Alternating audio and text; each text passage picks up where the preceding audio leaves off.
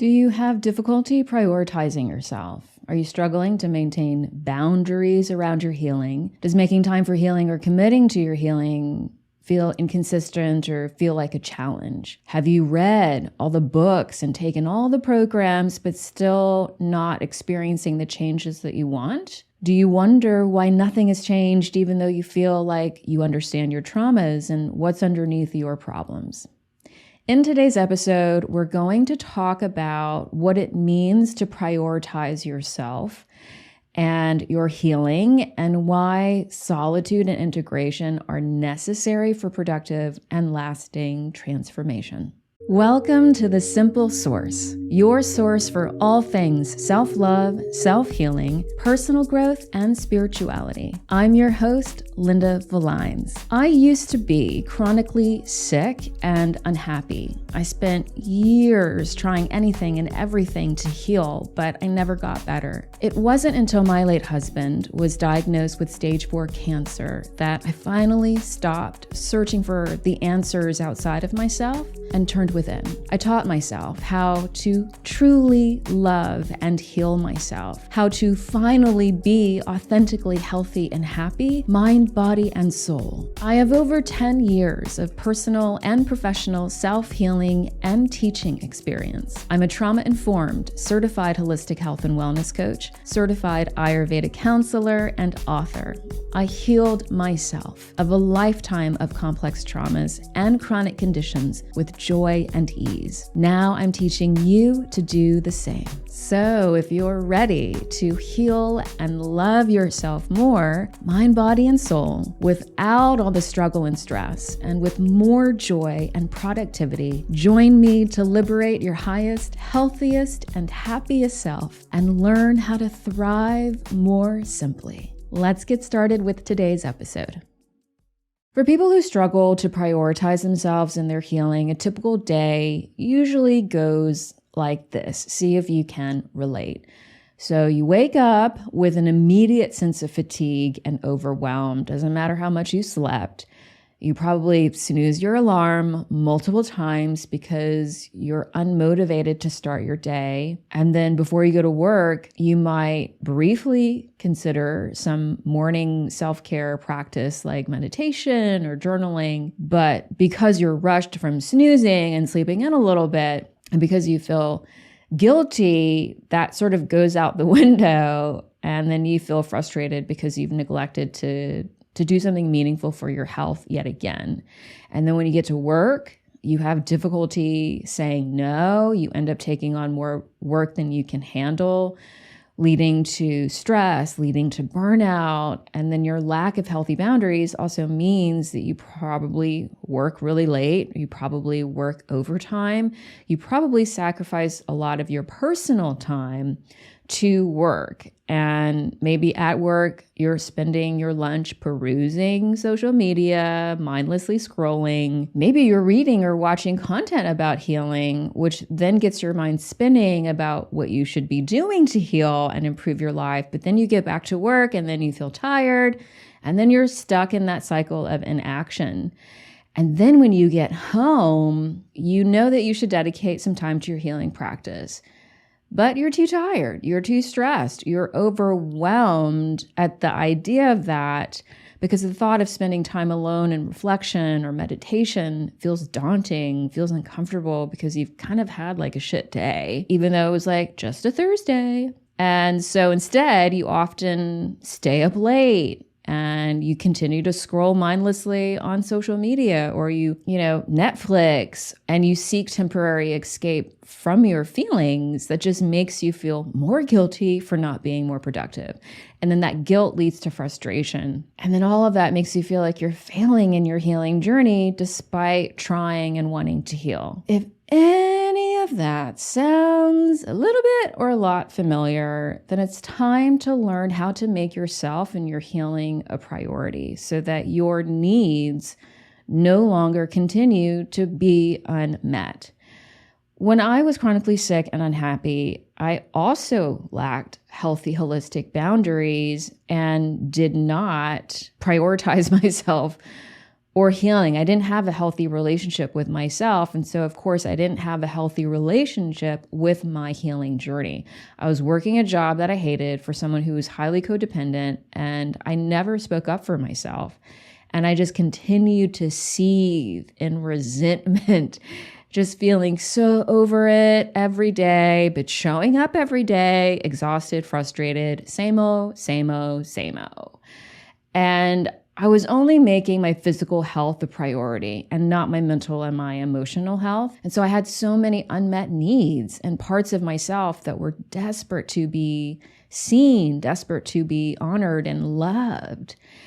And no wonder my healing efforts were unproductive. Even though I was on, quote unquote, a healing journey, I wasn't actually making healing choices that served what truly needed to be healed. I was just learning about healing, changing my diet, exercising, taking supplements. But knowledge is not the same thing as healing. I'm going to say this a lot in this episode. I'll say that one more time. Knowledge is not the same thing as healing. And diets and exercise and biohacks, those are just parts of the healing process. They are not the entire healing process. I wasn't actually doing the real healing work, meaning I wasn't investing my time and my energy in what truly makes the most difference in the long run and has the greatest impact, which is self-love, self-trust, self-knowing, and self-empowerment. I wasn't using my time alone to be with myself with presence and a willingness to be tender and vulnerable and honest with myself about what truly needed healing. When I was alone, I was still distracting myself from myself. Anything to avoid feeling my feelings and looking at the parts of me that I didn't want to look at, which of course meant that I wouldn't heal. And that's why I didn't heal. You can't heal what you deny. You can't heal what you avoid. You can't heal what you distract yourself from. So when you have difficulty prioritizing yourself in your healing, there is a reason that you are avoiding yourself. There's a reason that you're not meeting your needs and acknowledging or upholding healthy boundaries. There's a reason that you are not loving yourself more. And those reasons are rooted in fears and unresolved traumas and unprocessed emotions. So if you listened to my previous episode, I hope you did, the one about trauma, you understand that trauma is subjective, that trauma is universal, and that everyone has experienced some degree of trauma. And more often than not, that trauma is interpersonal, meaning that trauma happened in relationship with someone else. And most people have had adverse childhood experiences, which is a very common traumatic experience. So those unresolved traumas and unprocessed emotions and fears are why it's difficult for you to show up for yourself and for your healing with consistency, with commitment, because those unresolved traumas, those unprocessed emotions and fears, they make you believe that you're not deserving of love, that you're not deserving of being prioritized, you're not deserving of rest, you're not deserving of relaxation, that essentially your needs and your well-being don't matter, that other people matter more than you do. And so that means that if you want to learn how to prioritize yourself and your healing, then you have to learn how to befriend, how to resolve your traumas, your fears, your unprocessed emotions. That's the truth, friend, because only then are you going to be able to be comfortable. That's key. Being comfortable as opposed to being intimidated and avoidant of self-reflection, being in solitude, setting healthy boundaries that keep your self-love, self-healing, self-care, and spiritual practice safe and productive. Only then are you going to be able to be truly empowered and informed to make conscious choices that serve your healing productivity, as opposed to perpetuating unconscious choices that feed into that healing stagnation and frustration cycle that so many people are familiar with. And that's why so many people think healing is hard, because they're not making any progress despite wanting to heal, despite trying to heal. Listen, it doesn't matter how many books you've read, and it doesn't matter how many videos you watch, it doesn't matter how many programs you've tried. If you're not being consistent, if you are not taking meaningful action to put into practice and integrate what you have learned, healing is not going to happen because, again, knowing something is not the same thing as healing it. And a lot of people get stuck there. That's the allure. That's the attraction. That's the glittery part of reading all the things, doing all the programs. The illusion is that you're quote unquote healing by learning, by taking some sort of action, even if you buy a program and then you don't actually do the work in the program. You sort of tricked yourself into oh, I'm doing the healing work. But if you're not consistent with it, if you're not integrating what you're learning, it's sort of hollow, and that isn't to make you feel bad. That isn't to say that what you're doing isn't enough or you're not enough. But at the end of the day, learning something, being consciously aware of something is not the same thing as actually healing it, mind, body, and soul, being embodied in a new nervous system state, possessing new subconscious beliefs that serve your genuine health and happiness. It's not the same thing. And that's the allure, that's the attraction of a lot of quick fix strategies and temptations and all the trends. And I'd lived that for many, many years. My healing journey in the beginning sucked because I was stuck in that allure, right? Ooh, I can just change my diet and everything in my life is going to get better. Huzzah, let me do that. Diet after diet after diet. And I still felt like shit. I read all the books, I read all the blogs, I consumed all the content, and I never really arrived at an aha moment. I never really discovered the quote unquote cure because I was trying to fit into someone's mold of healthy and happy, not mine. I was so disconnected from my true authentic self. And that was why I wasn't really truly prioritizing myself. That's the distraction that happens when you are fixated on someone else's journey, which is what you're doing when you're reading all the books and you're trying all the programs, you're doing all the diets, you're doing, right, to the extent that you have the energy and the motivation today. But if you have no idea what you really need on a deep core subconscious and soul level, your healing is not being served.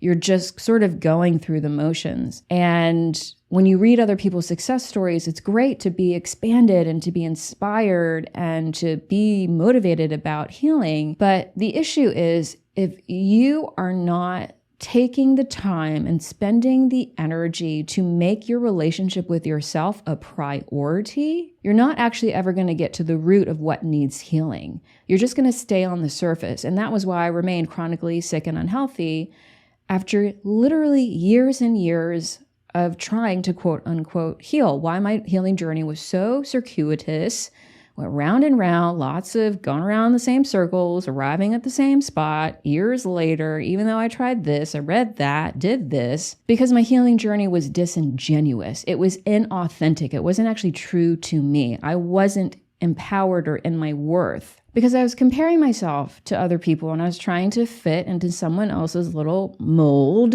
of what healthy and happy meant to them. And we cannot heal when we are disconnected from our truth, from who we authentically are. I was waiting for someone or something else to validate to me that I was good enough. That's what the allure is. They don't tell you that, but it's I'm going to give you the external validation that you are seeking. That's what my diet is going to do, because you're going to try this diet and in 90 days, you're going to lose 30 pounds or your digestion is just going to miraculously improve. And then you're going to feel good enough. You're going to feel unbroken. You're going to feel lovable. You're going to feel pretty. Fill in the blank. And all of that effort is so exhausting because you are seeking something outside of yourself to fill what is lacking within.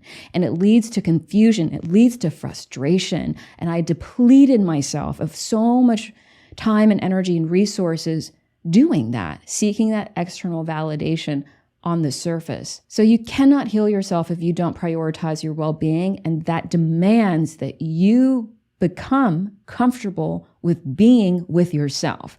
That demands you investigating, what does healthy and happy mean to me, Linda? Not Joanne, not Kim, not Mark, not that guru. What does that mean to me in my daily life? What is it that I actually need? Prioritizing yourself, developing that relationship with yourself when your individual health and happiness and healing is most important, that's one of the greatest acts of self-love and self-care that you can make, because you're proclaiming then that your well-being takes precedence above anyone else's. And then you disengage from the rampant codependent norms that plague society, that give rise to all sorts of unhealthy relationships with self and other.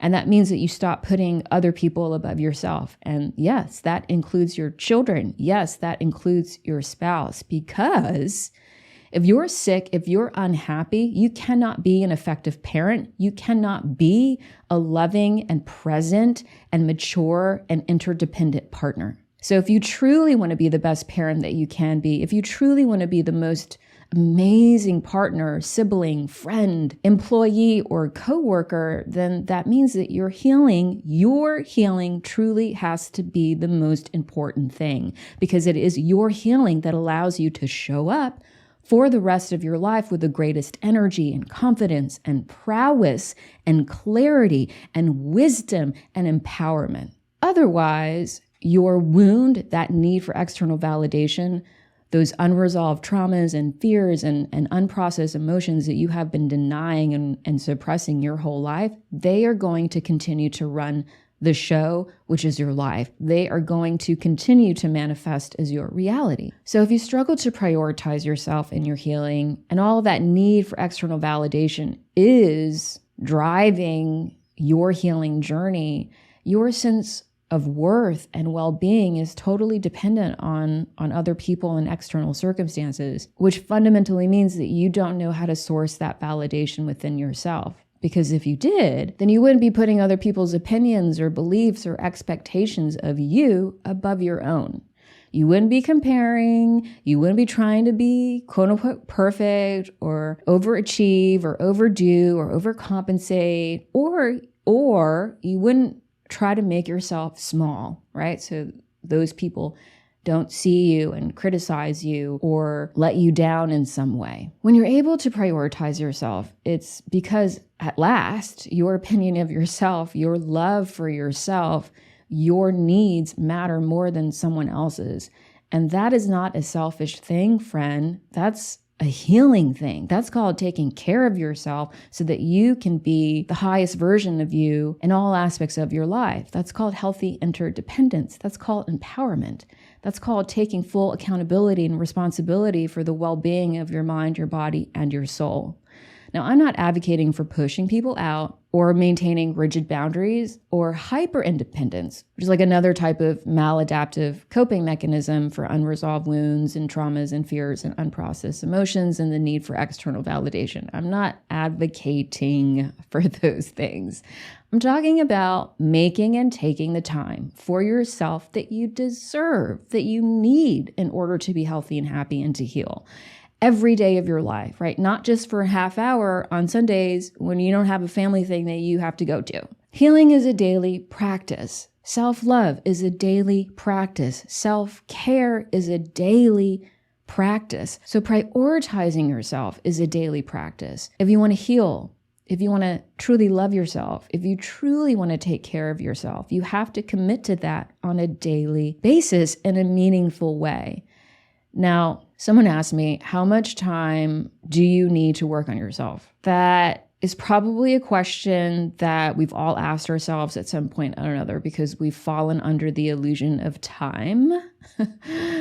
Time is such a slippery minx because she's relevant and she's irrelevant and she's real and not real. But regardless, we all get hung up on like, how much time is it going to take, right? Sometimes I fall into this 3D trap too, of like, it's not happening fast enough.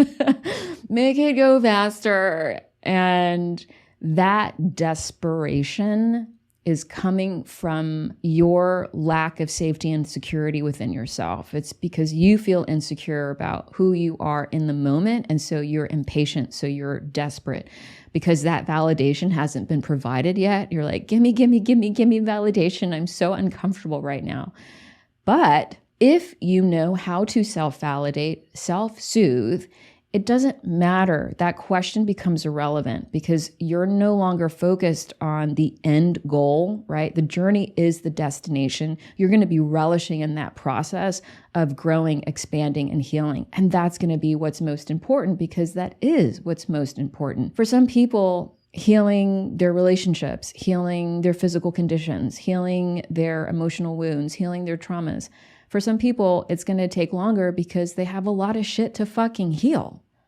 That's me. I had a lifetime of complex traumas, all sorts, mental, emotional, physical, sexual, abuse, trauma, so much shit. And I've healed so much of it, so much of it I've healed. But that doesn't mean I'm done healing. That also doesn't mean I'm bitter about it. I'm oh, there's more to do. I mean, I'm not gonna lie. Sometimes I'm okay, I'm a little over it. But that's a momentary fatigue, when you get to a point where you're oh, okay, there's more underneath here. But also because I've been on a healing journey, I have my experience and the knowledge and expertise, etc. I also know that within itself is a gift. Because when you make yourself a priority and you develop that relationship with yourself and you enjoy solitude, what happens is when you uncover those deeper layers of your existence, the deeper layers of yourself, the true reasons that your soul chose to be in this life and learn the lessons that you intended to learn, it's a joyous thing because you've unlocked a key to greater freedom, to greater well-being. It's something to celebrate. And you have to get to that place with yourself by prioritizing yourself. Because if you don't prioritize yourself, you're never going to develop that relationship with yourself. You're never going to develop that level of vulnerability and willingness within yourself because you're still stuck in that distraction and desperation and you're bound by time and I got to prove and I have to show and I won't be good enough unless I heal. And that's all wounding. Right now, exactly as you are, doesn't matter who you are, what you've done, you're perfect as you are because you're whole as you are. And that means you are good enough and you are lovable and you are enough and worthy and deserving exactly as you are right now. So that means time doesn't matter. That question doesn't matter. How long is it going to take for me to do the work that I need to do to work on myself? You're here. You've arrived. You're already here. The healing work is removing the blocks and the illusions and the fear and all the bullshit that stands in the way of you really understanding that and owning that fact. And just because you have traumas and just because you have emotional wounds and terrible shit happened or your relationships are unsatisfying or whatever, just because all of that stuff is true, none of that detracts from what I just said, which is that you are perfect exactly as you are right now because you are whole. And your wholeness means you are good and lovable and enough and deserving exactly as you are. I'm getting emotional because people need to hear that so often, and we don't tell ourselves that. Instead, we go, I don't understand why I can't show up for my healing journey in the way that I want to. I don't understand why healing is taking so long. I don't understand this. I don't understand that. Just hold on a second here. Let's go back to the fundamental truths. The fundamental truth is you don't need anyone to complete you. Healing is not going to fix you because you are not broken. Yes, your body may be compensating for traumas, for viral infections, for imbalances, but that doesn't mean you're not broken. Your body is actually doing exactly what it was designed to do. It's keeping you alive, friend. There's so much beauty, so much perfection, so much awe and inspiration in your very presence right now.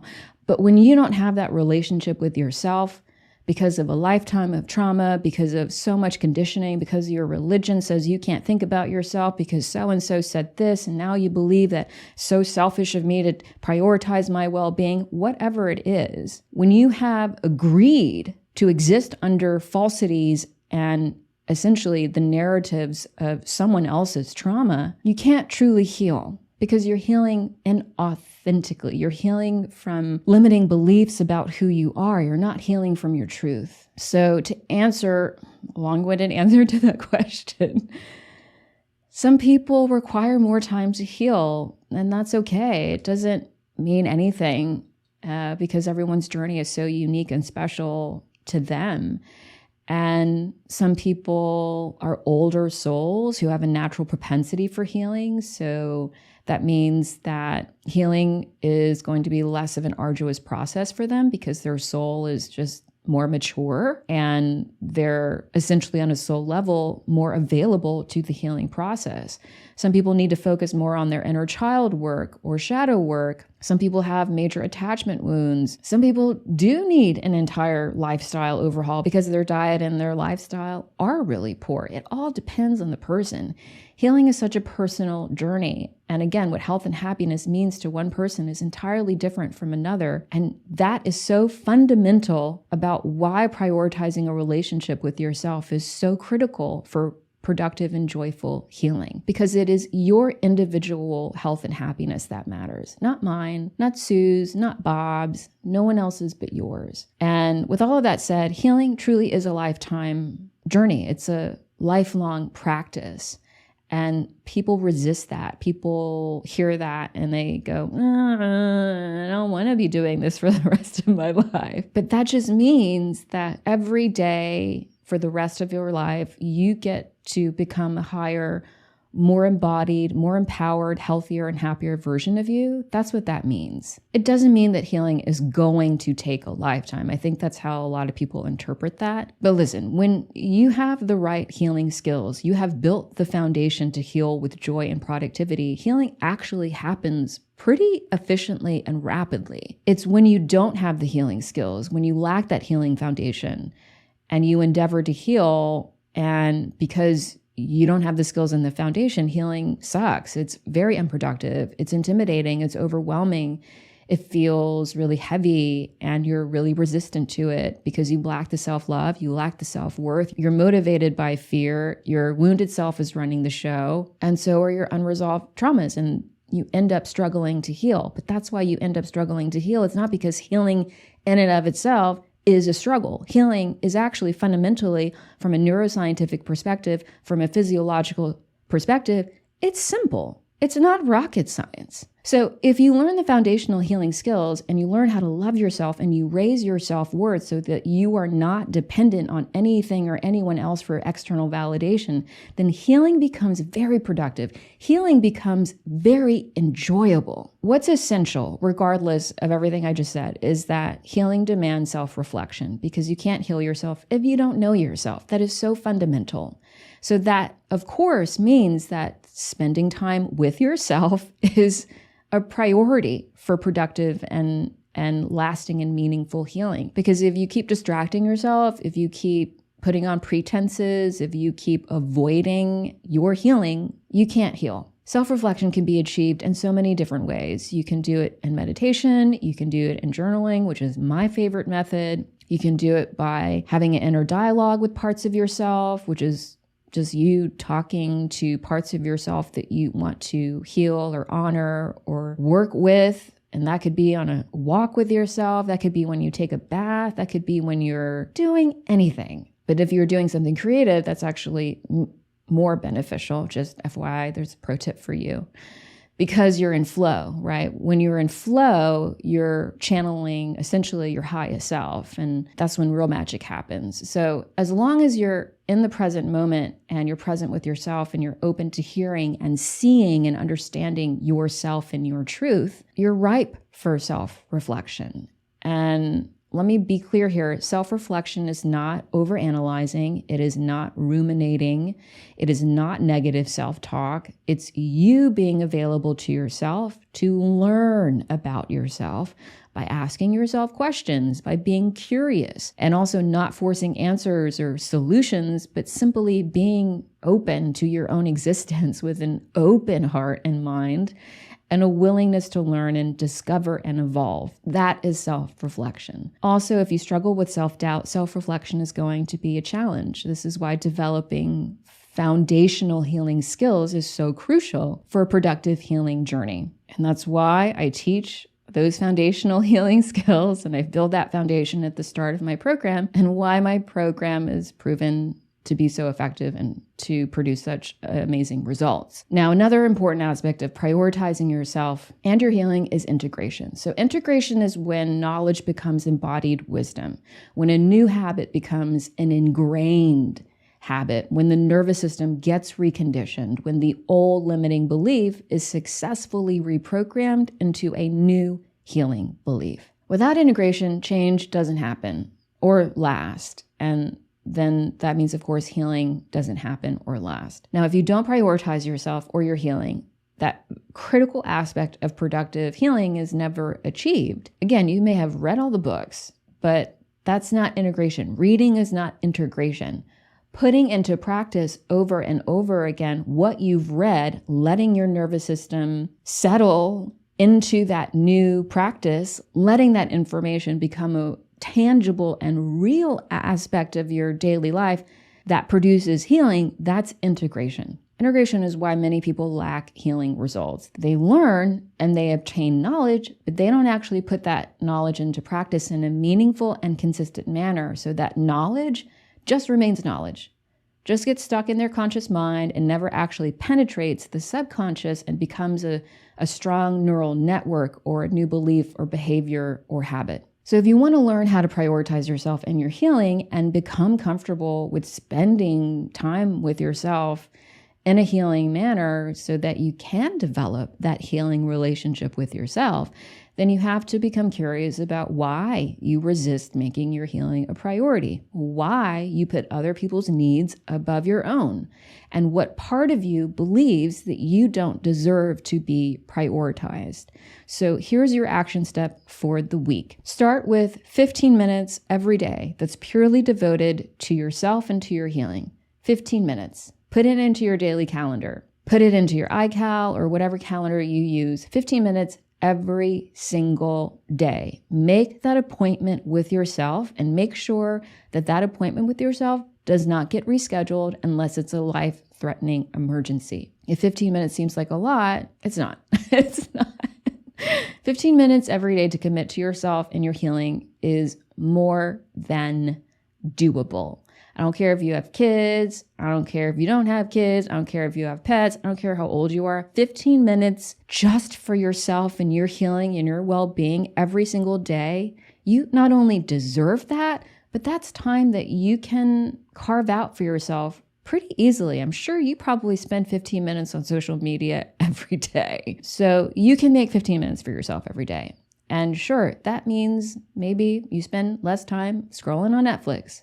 But what's the alternative? You have to remember, if nothing changes, nothing changes. So wake up 15 minutes early if you need to, and use that 15 minutes however you want. Use it to meditate, use it to journal, use it to take a walk and be in nature, use it to do yoga, use it to take a bath, use it to listen to your favorite healing podcast. Use it to, I was pointing at myself, use that 15-minute appointment with yourself in a healing manner and make it non-negotiable. That's key. Set a boundary with yourself. Set that boundary with the people in your life. Because when you start doing that, when you start taking yourself seriously in that way, and you start showing up for yourself with greater love and greater devotion, even if it's just 15 minutes, what happens is it starts to feel so good. You start to provide evidence for yourself that you do matter, that you can show up for yourself in a healing way. And you innately develop more self-love, more self-trust. And then that 15 minutes naturally becomes 30 minutes because you want more of that. And that's when the real change starts to manifest.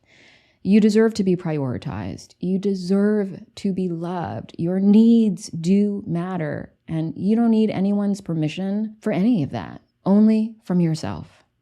Thank you so much for joining me today in The Simple Source. I hope this episode has inspired you, reminded you of your healing power, and reawakened you to who your true and highest self is. If the show has empowered and enlightened your self-love, growth, and healing journey, please share this episode, leave a positive review on Apple or Spotify, and subscribe to be reminded of new episodes. I am so grateful for your presence, and all of your comments and your support are seen and read and deeply appreciated. They really do help this show so much. Also, sign up for my newsletter, The Weekly Source, to get more healing tips, motivation stories, and to get to know me better. And if you haven't read my book, Unconditional, You Are Perfect As You Are, I invite you to get your copy today and start reading. And lastly, I would love to see you inside my Source membership, the only holistic and comprehensive step-by-step self-healing program that is proven to work.